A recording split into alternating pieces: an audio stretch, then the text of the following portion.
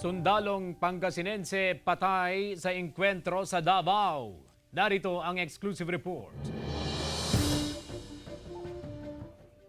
Buo ang pagpupugay ng kapwa niya sundalo sa kabayanihan ni Private First Class Reynaldo Frias.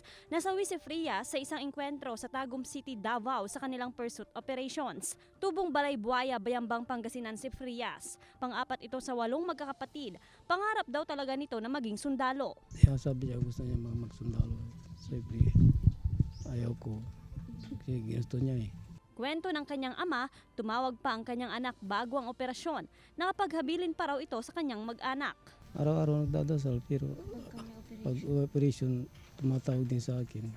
Magsindi po ng kandila kasi po, tas magdasal po habang nasa encounter po sila. Kasi nga po, yun nga, nakikipaglaban po sila. Nangako rin umano ito na uuwi bago ang katapusan ng buwan.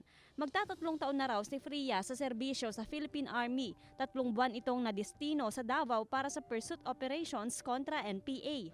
Di na abutan ng buhay kasi tinawag sa amin na patay na eh. Sa kabila nito, nagpapakatatag ang mag-anak na Frias. Hindi umano nila malilimutan ang alaala ni Private First Class Frias, maging ang natatanging kabayanihan nito bilang tagapagligtas ng bansa.